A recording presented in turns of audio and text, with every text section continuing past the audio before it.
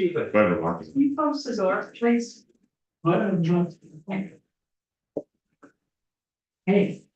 Good morning. This is Wednesday, March 27th, 2024. It's the second half of the Natural Resources Management Committee meeting. We're working this week. I'm glad. That's 311. Good to see you, Mr. Shoup.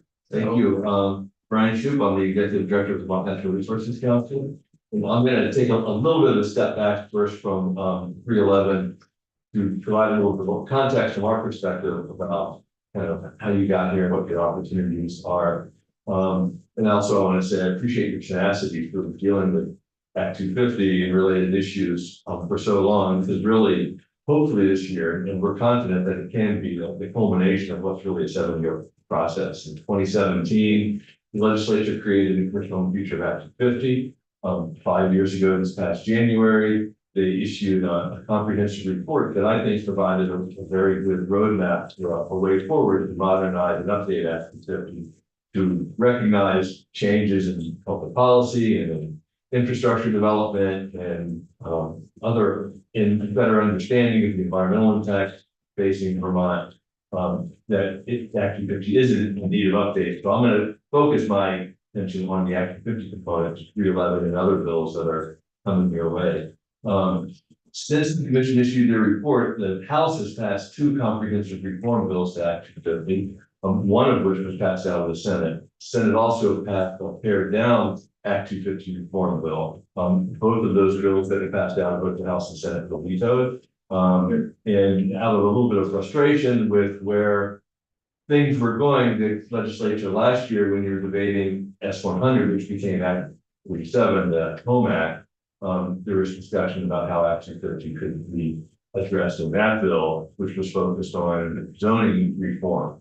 And 3 additional study committees were created. One charged the regional planning commissions with, and this is maybe all information you know, but I think I just want to set the table, and we'll get into more details about 311 shortly with my colleague John Brogan. So the regional planning commissions were charged with creating a process that would make the regional planning future land use mapping process consistent across the state, more robust than it is in some regions. There was a lot of, I'd say, disparity or inconsistency between regions and how they were doing future land use mapping.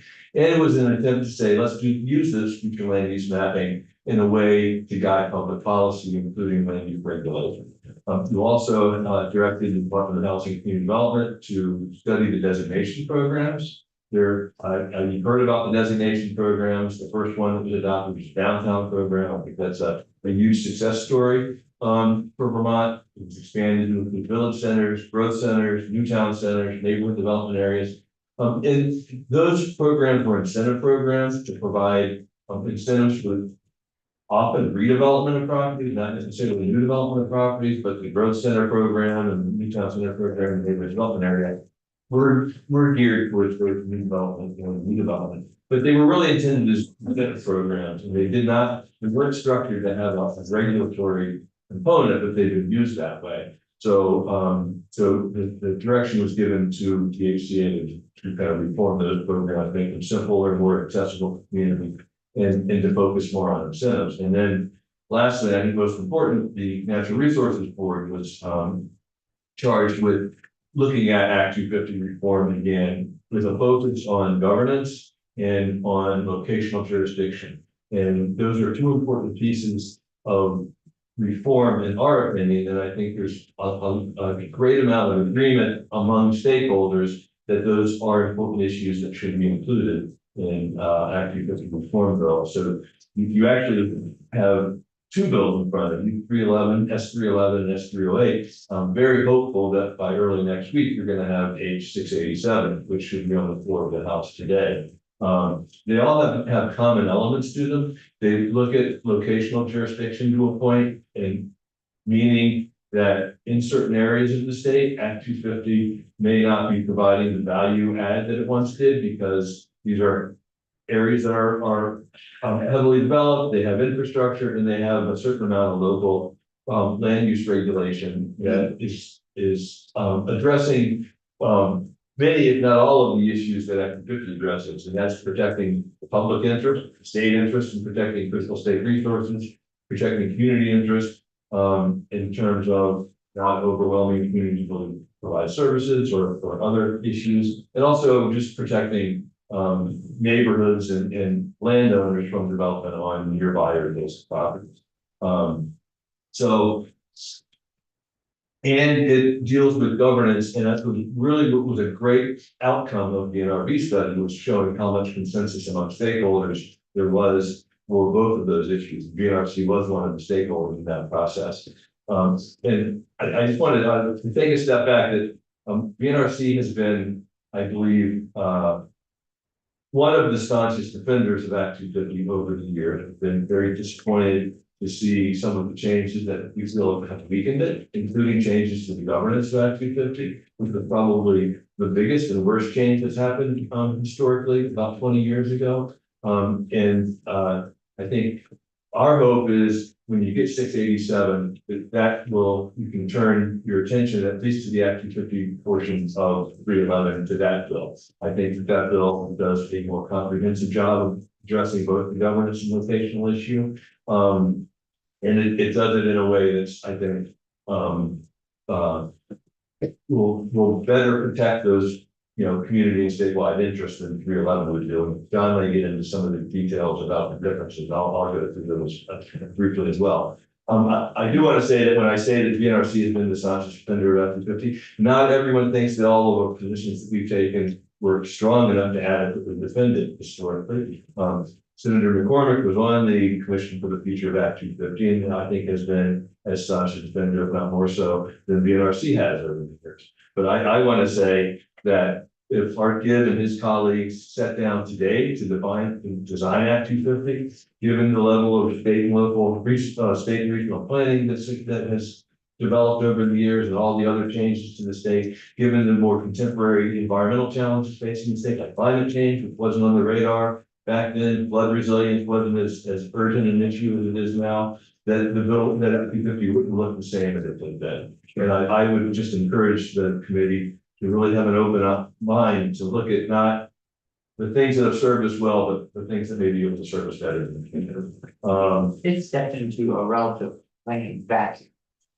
Yes. Yes. And one of the great things about these three studies coming together is they're all interrelated in a way. The designations should not have a regulatory function, and the way 687 is designed, they no longer do. They are dealing with incentives and the allocation of state resources to the areas that we want to invest in, our downtown and our village centers. But those are also historic centers that do relate to our future land use plans, and the Regional Planning Commission future land use mapping process will build on those, but build on them in a way that designates those areas that have the potential for new high density commercial development in places and under local review processes that should not have the adverse impact on state resources.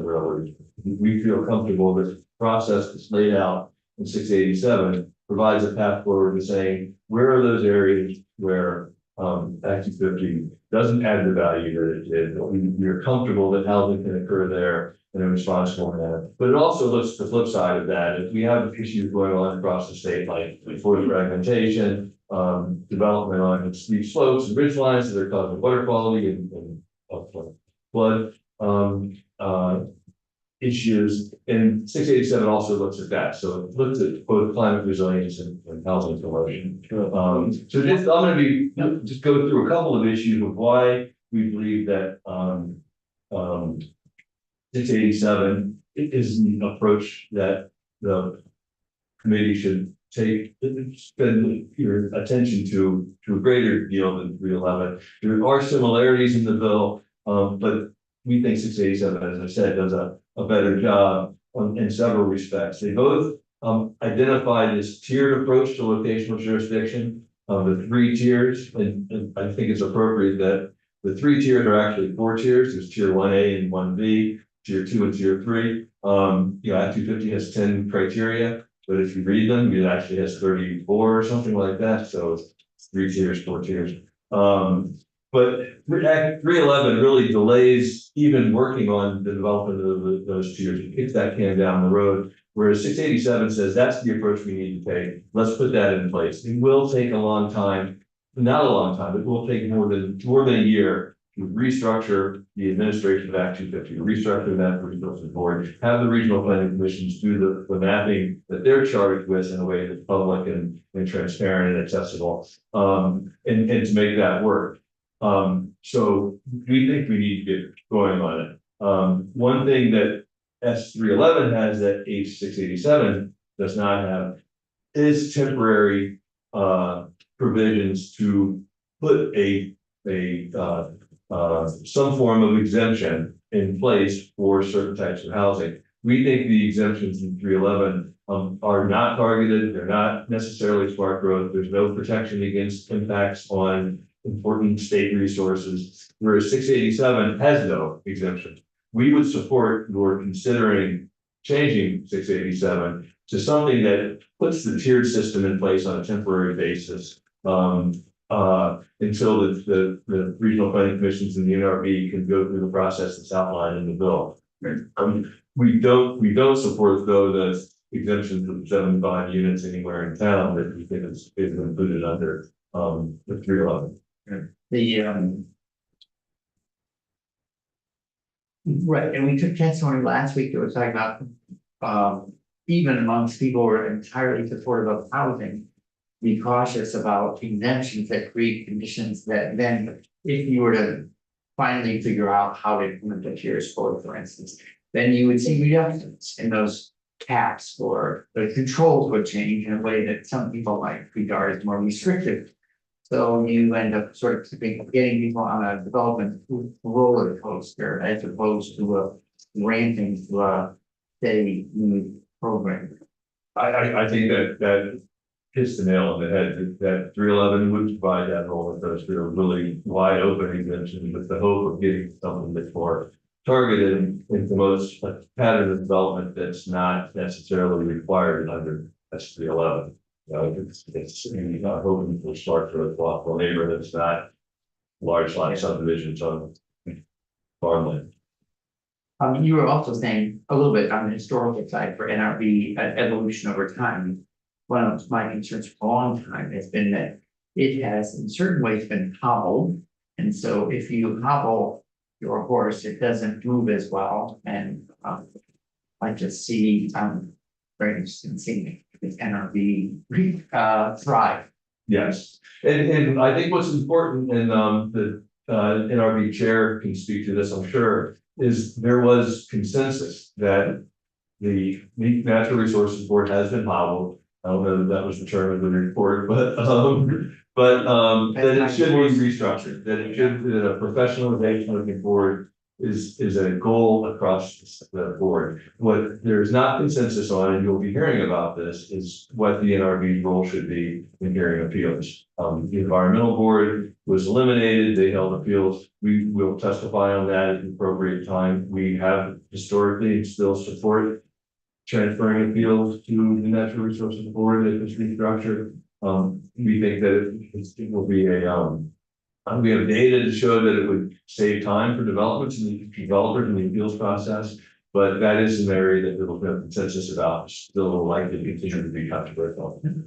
Just a couple of other comments before I turn it over to John. I mentioned the designations. One of the things we really like about 687 is it takes the designation process out of the regulatory setting. It lets the downtown board or the reconstituted downtown board do its job, designate these areas and allocate resources and apply the incentives to them. And then it says to the RPCs, you build upon that when you're doing your future land use map and identifying tiers. And it would be the Natural Resources Board that says, yeah, that meets this criteria that we've laid out to allow for different Act 250 jurisdictional triggers in these areas to increase the number of housing units that will be allowed in certain areas. And just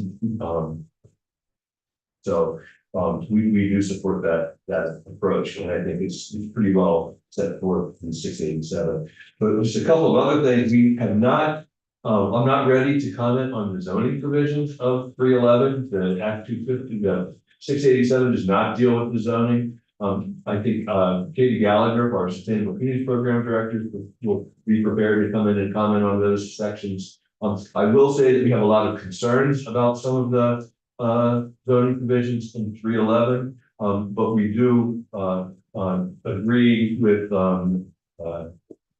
Chris Cochran's, suggestion that you look at some of the provisions to make some corrections to the Home Act from last year, some of the targeted zoning restrictions that are in that bill image, yeah. And then we have also not prepared to talk about the various incentives in 311. We do support several of them. Just again, as Cochran mentioned, the downtown tax credits. I do want to say that the environmental common agenda that's put together every year by the Vermont Housing, or the Vermont Conservation Voters and BNRC and other groups sign on to, has consistently included support for the downtown tax credit program as an important redevelopment program. We've also consistently, as an environmental issue, supported full funding for Vermont Housing Conservation Board. So those are important programs from our standpoint to promote our environmental goals in the state as well as our housing goals. So with that, I'd be happy to answer questions. Again, I just wanted to give kind of a big picture context and then turn it over to John, who can talk more specifically about the issues in 311, how they compare to 687, and where our position is on some of the key issues. Thank you. Senator White, Ms. Senator White. Thank you, Chair Bright, and perhaps then I'll hold my question, but I'll put it to you first. I didn't quite catch what you were describing with the tiers going in on a temporary basis and then having them. I just want to understand that. Yeah, and I'll answer it. I think John probably will again. There are no temporary, there is a lot of support we have heard for something to happen quickly. Yep. And for some relief, you know, and I guess could be an offensive term to some, relief from Act 230. But you know, let's have those areas where we know we want to promote housing, where we have a robust local process, where there's been a vetting to make sure that they're not going to impact you know, important resources. That's going to take a certain amount of time. We, like last year with the home bill, there was changes to the neighborhood development areas that increased the number of units that can be in a priority housing project. If the committee in the Senate wants to do something more short term, we would urge you not to do it in 311, which is a wide open exemption, but to do something that much more closely resembles what is called Tier 1B in 687, to have that go in place before all of the mapping is forced, and do it in a very strategic and controlled way. It is the argumentation that you're using similar, because I agree with what our chair said, is I'm concerned that we're gonna go doors open, doors more narrow. Yes. And I think that that's not helpful for anyone. Yes. Is that kind of the same mentality, or are there other It's reasons? the exact same mentality. I think what it's saying is, you know, Tier 1B is less robust, less of an exemption than 1A. 1A is gonna take a while. Let's start with the smaller set of jurisdictional changes. Have it be very, very tightly controlled and then get to the more robust once we have all of the vast process done. Okay, thank And I'll ask John. That's great. Senator White. That was my question. What? I know, so I wanted more detail about. And now I get it, so. Right. Thank you. Well, We might be. being a memory committee and an afternoon meeting, you guys seem to know a lot about each other. Maybe you're not sick somehow. You know, and those are. Briefly, you did make some mention of the NRC supporting some policies that I have not supported, and that's true. But I want to be real, you know, any differences I've had with the NRC are specific to that moment of contention. And they're always on that issue and nothing else. I regard the NRC as a real asset to the state. In fact, my political career began when, as a folk senator, the NRC gave me a commission to write a song commemorating the 10th anniversary of Act 250. And the assemblage was filled with state luminaries, including Madeline Toomey, who came back with it. Wait, we want an encore. Well, I was not picking on you, Senator McCormick, and I appreciate that, and I always knew that about the court force. And I do want to say that I'm very fortunate in that several years ago, Don Hooper was on our board and he was at what is the Democratic fundraiser? Oh, the Curtis Off Award? Yes, and one of the auction items was Senator McCormick, auctioned off their performance. And the Hoopers bought it and had a nice event for us, and he sang the act. So you must still know it. it's got kind of a happy backpacker feel to it. Well, we're, Well, students in Lederhosen walking through the forest. well, it's something to look forward to this later this session, like. Okay, great. Any other questions for Mr. Shute before we go, Mr. Groveman? Okay, great, thanks so much. Great. Good morning. So on the record, I'm John Grogan. I'm the Policy and Board Program Director for Vermont Natural Resources Council. I've been here before, I got Act 250, so I'm just gonna get into some of the specifics. If it would be helpful to the committee, my plan was to kind of flip through the bill, especially the Act 250 provisions. Sure. If I get to it, some of the appeals provisions that are in here. And just give you our thoughts about it and some information about some details about what 687 says. And what 311 says, and what the choices that they're gonna have. Okay, well, so it seems that, I don't know if you have written testimony, or you could send us written testimony. I'm just thinking there. We'll want to keep track of the details. Yeah, no, I can turn it into, At the same. I basically just marked up the bill, but I can turn it into a bullet list, That would be for the great. committee, Thank you. if that's helpful. Helps us So- immediately. Maybe everyone else will be fine. So 311, it starts with Act 250 exemptions and the interim exemptions that Brian described.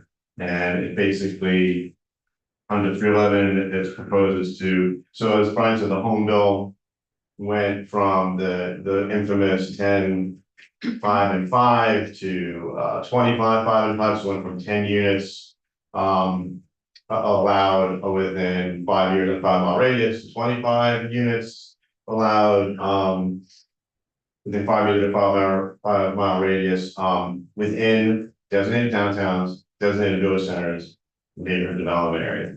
And 311 goes from 25 to 75, doesn't tie it to those designated areas. Does require towns to have zoning, subdivision, and some water and sewer infrastructure. But our recommendation, so to keep it in sync with the 1B, what we would propose if the committee wants to have that interim exemption, so under 687, the plan is, and this will sound familiar from when we were in talking about 308. The plan is that by 2026, you have the regional planning mapping of the 1B areas that would be able to go to the hopefully new environmental review board that will be a professionalized board that will approve those maps. And once those maps are approved in those map areas, you can build up to 50 units of housing on 10 acres or less. And that would be and you wouldn't have to go through Act 250. So in those 1B areas, it'd be no more 10, 5 and 5, it would be no more 25, 5 and 5, the 5 and 5 would go away. But it'd be based on good planning, right? This is the exciting part of it. It's based on good planning, RPCs, working with the towns, go to the state, the new ERB. And then it's 50 units on 10 acres less. Why 10 acres or less? We want to keep it dense. We really think, and this was an NRB report recommendation. So this is completely consistent with the NRB report. The idea was let's keep it on that 10 acres. And it's 50 units per project. So it's like you could have multiple developers coming in with it. So it's a lot. It's a lot of opportunity for housing. So what we're proposing is in the interim, not the 75 units that aren't tied to any sort of mapping or designation. We would say until we in 2026, when we have these maps, move to the 50 units on 10 acres or less in designated downtowns, the village centers.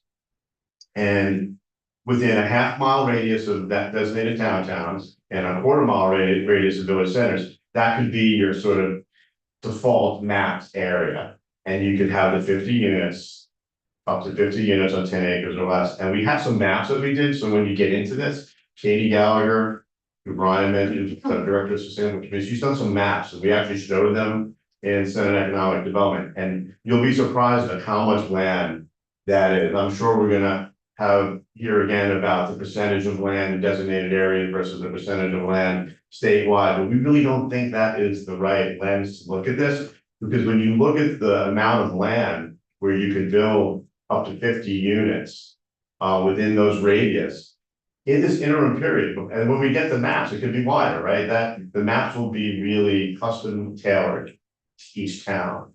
But so we could do that, the half mile around the downtown and the quarter mile around the village centers, that's kind of in the planner world. That's the standard that's used for walkability and sort of good planning principles. So we're looking for a default. So that's the specific that we would recommend that you replace what's in S11. If the committee wants to pursue an interim exemption, and it would be then really in sync with the long-term 1B exemption that would be in place when the tiers go into place. Can you say a little bit about, so again, that we are moving away from designations that were oriented to like tax credits versus vocational jurisdiction looking at features. Can you say a little bit about the criteria to develop the 1B designation versus what we've heard about and used for years, like designated downtown? Yeah, I'm really glad you asked that question, because I think there's been a lot of misinformation. Unfortunately, especially when the governor talks about this at press conferences. So the 1B, it is really, it's a meaningful standard, but it's a fair standard.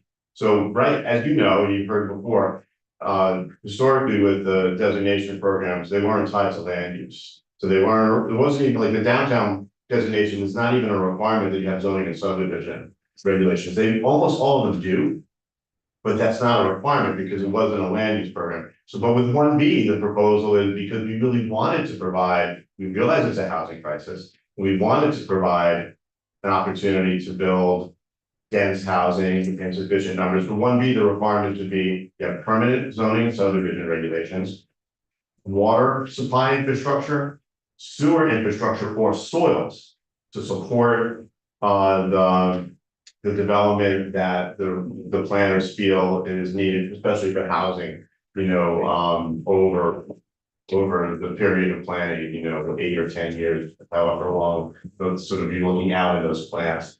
So it's meaningful because it has the zoning and subdivision and some infrastructure requirements. That's it.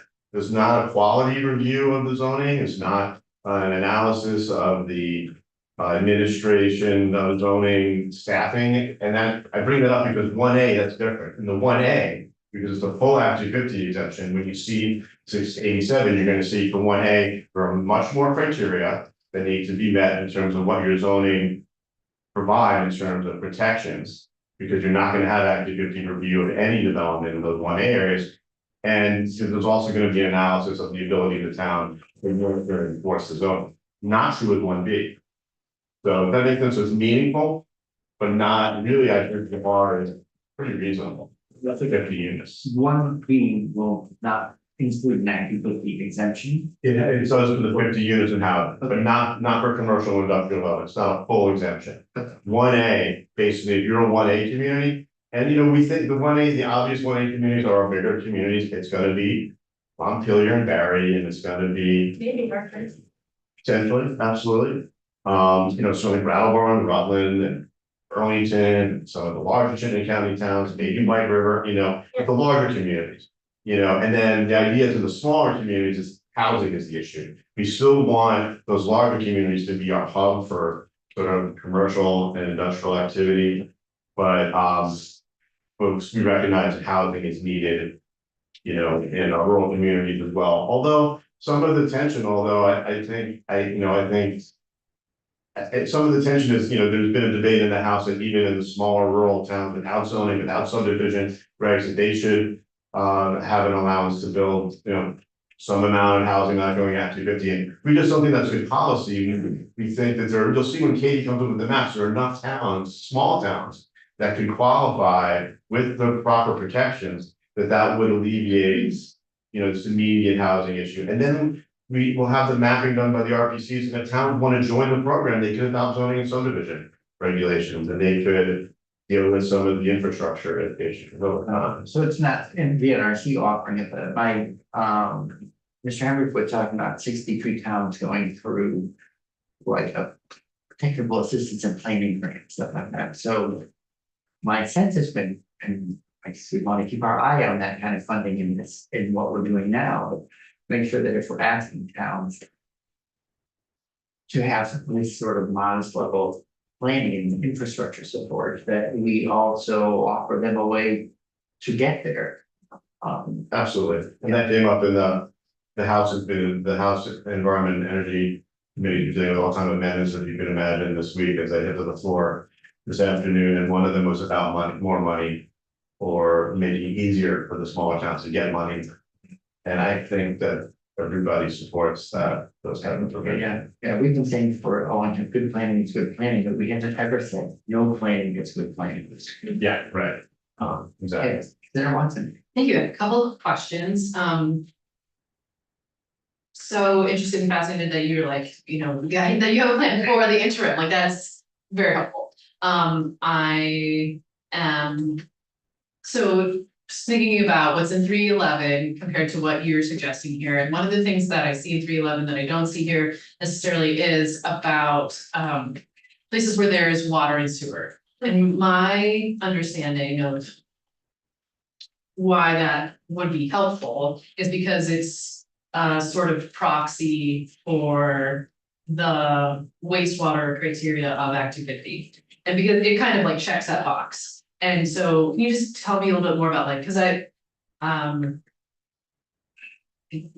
what you're thinking is about that provision, like why not include that, or, yeah, I don't know. Yeah, I think, for the first provision in S11 is 75 units types of water and sewer and zoning and subdivision. And I think the difference is, we want to further tie that like S100 to the designations and then have a radius, because it's more, it's a little better planned areas, and we are concerned, as Brian said, is you could have, and then so there are other provisions in S311 that will allow 30 units. If you didn't have zoning and subdivision, but you had water and sewer. We think that could be really detrimental, because you could have sewer areas, not have any land use control. If you're lifting Act 250, then there's no review. There's no guarantee that would be affordable housing. It could result in larger lot housing and larger housing. And so, and we've talked about, you should have the RPCs in, like, this is an idea,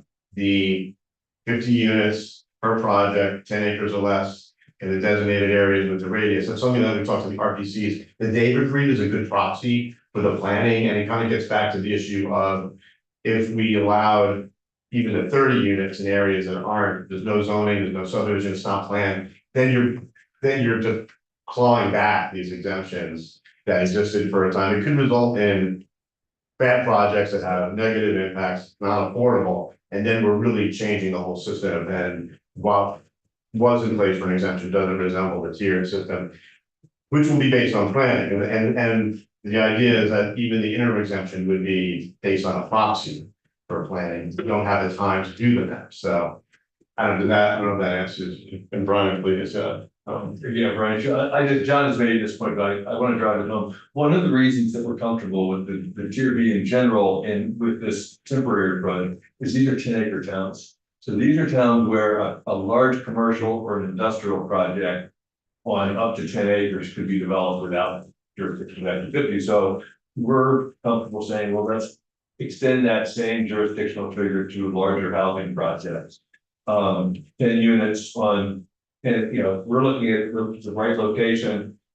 20 units on 10 acres may be better than 10 from a housing standpoint, or 30, but it's still on 10 acres. So it's still consistent with the original concept of 10-acre towns. That makes sense. Yeah, I actually wouldn't want to just bring up any chef cat I think you already heard from Kathy, but Kathy on the NRB steering committee, we talked about one B and what the right amount of units and what the requirement would be, and we had real consensus around water, sewer or soils, zoning and subdivision, and the 50 units, Kathy said, for affordable housing, that 50 units is pushing it. Like, you're not, like, as a developer, like, she couldn't imagine doing a project of more than 50 units, that would be affordable housing, and that would be a very fair upper limit. And then we talked about once you get into like higher than that, then you get impacts, you get the sort of regional impacts that Act 250 was created to address. You get traffic, you get service impacts, and remember, these, even under 1B, these are towns, we're not looking at the quality of their zoning, we're not micromanaging the specifics of their zoning, and that's where Act 250 comes in as a backstop, I think, for these really super large projects, if you were gonna get them. I always use my town, I live in Marshfield, we have water, we have sewer, we have zoning, we have subdivision, we're a designated village center. I've been living in Marshfield for almost 30 years. I don't think, I've never seen a multifamily housing project of any side. I would be shocked if we saw one project of 50 units within a quarter mile of Marshfield Village. I could see maybe 120 unit project, and that would be welcomed. But I definitely just don't see in Marshfield that has like 1,200 people in it. I just don't see that happening, and so I think that's an ample opportunity, a quarter mile around Marshfield Village. Like, we'll show you the maps, it goes out further than you would think, and so it's trying to contain this based on planning principles, not letting things sprawl out, not letting the exemptions get way out in front of what the tiers are gonna require based on good planning, but yet allow for more housing than the home bill did by double, right? So we're doubling it from 25 to 50. And quite frankly, we didn't get a chance when Senate Economic Development was doing this, like, there were 3 Act 250 bills being discussed, I think. Like, a lot of these ideas have really formed since then, you know what I'm saying? So we never even got to really bring this idea to that committee, so I don't know what they were thinking of, but I have one Yeah. further follow-up, which this may not be the right time to ask this question, because it applies, I think, to what I would call like the steady state, like where we're going with the tier system and Act 250, and then I think it also applies to the temporary stuff as well, but just when I think about exemptions, like I wanna make sure that like if things are exempt, like what are the backstops? And I understand that there are state permits for a lot of the things that are in the criteria for Act 250, but one of the things that is not, that there is no state permit for is about wildlife habitat. And so. Could you just like speak to that at all? And then that might apply. Well, this is why I say maybe it's not a right question for right now, because maybe that's really a question for the steady state. Maybe that is a question for the temporary exemptions. Or neither, I don't know. no, great question. So for the temporary exemptions and the long-term 1B, I think that's feeds into the idea of like kind of the tighter you kind of make these areas within Reno, minimizes the chances you're gonna get like a lot of wildlife habitat. So let's go back to Marshfield. So yeah, I see deer in the village like every morning when I walk my dog, and that's a challenge as I walk my dog. But I think a quarter mile around Marshfield, like that's not where like the deer, ultimately the wildlife wants to get back into the woods and up into the hills. And this is a compromise because we want to build housing and you were trying to keep it tight, but that's the argument for keeping it tight, and S11 doesn't keep it tight enough. It's basically not tying it to any radius around areas where the town has already decided this is where we want growth through a downtown designation or a village center. And even if you have zoning and subdivision, if you're sprawling out beyond that, there's no requirement for what the zoning requires. In the 1A areas in 687, so the full Act 250 exemption, there's a provision, as I said, much more prescriptive requirements for 1A and what the bylaws have to include in terms of protections, and they do require wildlife protection in the 1A areas because it is a full Act 250 exemption, commercial, industrial, and residential, and you'll see that when you certainly you can look at that, and you can look at the 1B in the long term. As I said, what we did in the House And what we did on the NRP committee was we were really trying to acknowledge the housing crisis, and so we're like, we can keep it tight. You know, we wanted to kind of keep the bylaw requirements reasonable. We want you to have zoning and subdivision, we want you to have some infrastructure to support the development, but we didn't want to micromanage, and it's not a full occupancy exemption, but it's a good question. And you should delve into it, you should ask the planners, regional planners, you should ask A&R, or, you know. I appreciate that. Thank you. Senator White. Oh, thank you, Mr. Chair. I have a slightly different question, so I don't, yours was more the. It's a tiers, I was gonna ask a tiers follow. Okay, then I have a question about the homes bill and what it's doing now, so. Yeah, I'm not the right, you could probably ask, like, in terms of what impact is that, Yeah, that's kind of my. Yeah, I'm- I'll- maybe Brian knows more, or I'll- somebody else in the room, and Ryan might know. We'll be having the answer, she's speaking with it soon, so we'll have a chance to. I'll- To be in for, my maybe tedious analogy, in the last year, 100, we turned the thermostat up and. Some people are saying before they ever watched, did the room get warmer or not, that they want to turn the thermostat up again. And I would like to see what's happened in the room before we Take the time. adjust the thermostat again. Yeah. Doesn't make sense to disregard feedback from what we've been doing. Can you just say a little bit, I know we've been focused on development, and so we've been talking about 1A, 1B, but can you give us your picture of what 2 and 3 look like? Yeah, no, great, that's where I think I'll end, because I'll be out of time, there's a lot of other specifics in here, and the committee can let me know what you want to do in terms of getting into the other specifics of the bill. So yes, hotly contested and debated in the House. And you heard, you know, you got the overview when we talked about S308. So where we landed on tier 2, which is consistent with the NRB report, is the use of a road rule. So you remember that, bring that back into your brain. A little bit of PTSD. Yeah. For many of us.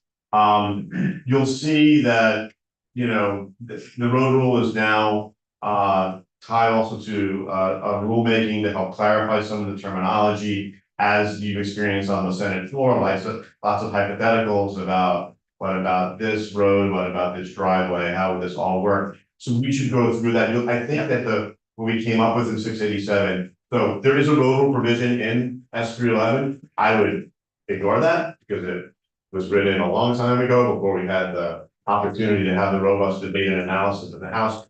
So we should have this in. You'd have my esteemed colleague Brian Shoup and Jamie Bidell, and they could educate you on how the road rule is going to work. So that's in there. Sure, and can we go back up a higher level, like, if someone said to you, what's tier 2 about, why do we have it, and what's tier 3 about, why do we have it? So tier 3, right, so tier 3 is, as you remember back from the 3 discussion, is the critical resource area. So 1A and 1B, develop housing based on good planning. 1A are exemption areas based on good planning. Tier 3 is the critical resource area, the area we want to protect.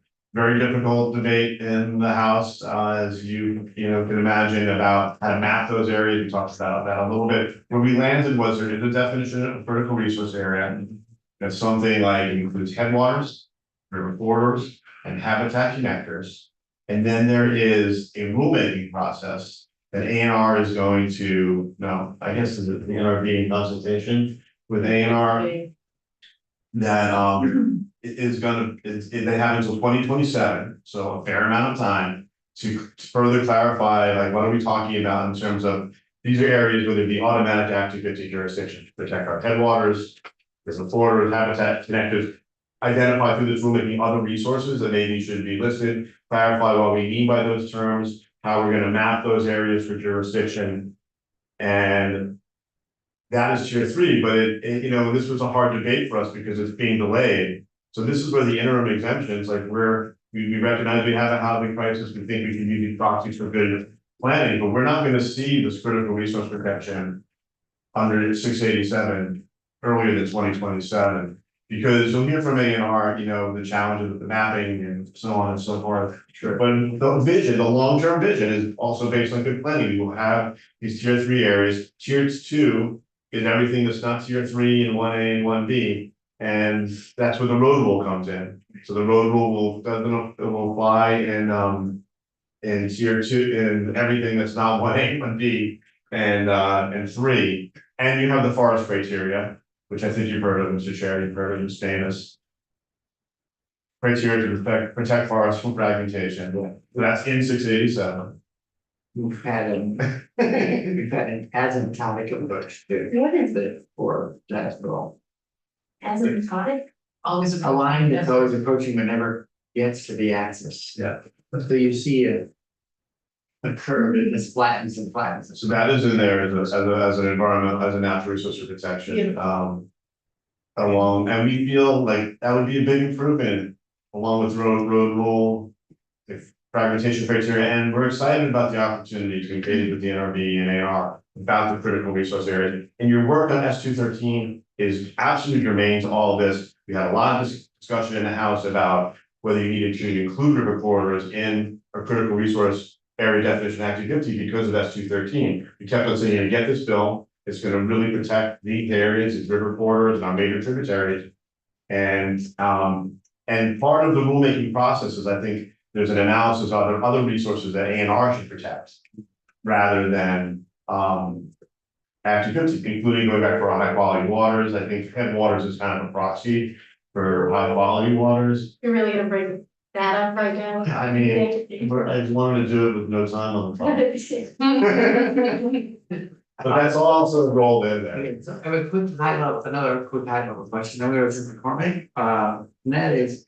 Some people, I've heard conversation about people are worried about like sort of, expanding Act 250 to cover everything. But my sense is, Act 250 covers everything now. And is that not, I never really had that conversation, like, oh, well, depending on what you're doing, Act 250 could be applied anywhere in. I mean, there are jurisdictional thresholds, that's what people mean, I assume. And the debate has not been served, in my opinion, by the hyperbole around the maps that are bright red that show every square inch of Vermont. Well, you'll need an Act 250 permit if you're gonna, blow your nose. That's not what 687 says, it's not what the NRB report recommends, and it's not what VNRC is recommending, but we want critical resource areas to be protected, we want forests to be protected. We want to make sure river corridors are protected either through S2, if it's through S213, that's great, it doesn't have to be through Act 250. We want better wetland protection, which you guys have done in S213. There's other resources like riparian areas and our high quality waters that, I think through the ANR, NRB rulemaking, I mean, you know how this stuff goes, it's more rulemaking, more process. Process is important, issues are hard, but I think right now, if you look at 687, there's a lot more exemptions than there are immediate protections that are being implemented. Well, I just feel like the process that I'm hearing, it's not happened really in our room yet, but people talk about Act 250 now going sort of everywhere. And that's just not true. And I say Act 250, if you're doing or triggering project, is everywhere.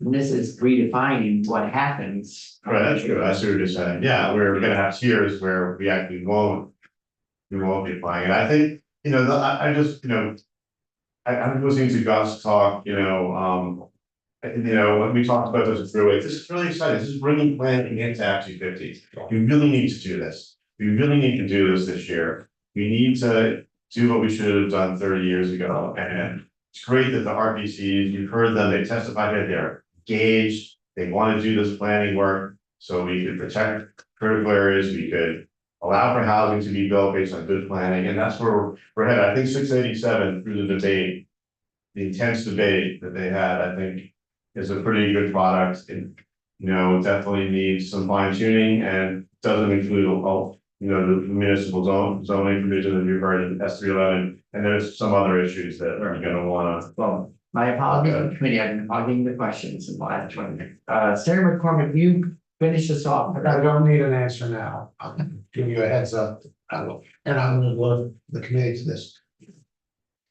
My understanding is that this is being presented to us, the category 1 and the category 3 have a relationship, as sort of a trade-off. And we're gonna have less Act 250 jurisdiction, or that's extend that even executives. In areas where we want the development, I know we're gonna have special attention and protection. To preferred areas, the category 3. My question is this. We have always given special attention. To certain areas based on altitude, headwaters. Habitats. The length of roads or driveways. What is the difference between this category 3? And what is already there? And in terms of it being presented, I don't know if the law, if the bill passes, will say this, but certainly in the discussions, it is presented as a trade-off. And so for those of us who are protective of the environment, what are we getting for giving up jurisdiction over downtown? Because if what we're getting, we already have. I know we're getting more than, the short answer, they're getting more. Right now, as you know, it's gonna be about 2,500 feet, that's the automatic locational jurisdictional provision at 250. So this is, there's not a lot of development above 2,500, thankfully. But this is not tied to that elevation, it's gonna be tied to where is the critical habitat, where are the critical headwaters, where are the high quality waters, where are the things that we wanna protect. The road rule did exist, but it doesn't now. So right now, we don't have a trigger for roads and driveways that we didn't once have, but we don't anymore. So we bring that back. We don't have a forest protection criteria. And we would add that, and we need it because Act 250 is just not effective at protecting forests for their functions and values. Even if they don't provide necessary wildlife habitat like deer wintering areas and bear habitat. So, and and I really, appreciate what you're saying, but I think the beauty of this is I don't really see it as a trade-off. I think we need good planning, we need to build housing, we need to build it in the right places. Like Brian said, lots changed since Act 250 was adopted, and with good planning, we could both go forward and have, Act 250 is not the problem for housing, but if we could reduce duplication, great, let's do it. And let's do more protection, but that's the goal, that's the thesis of the.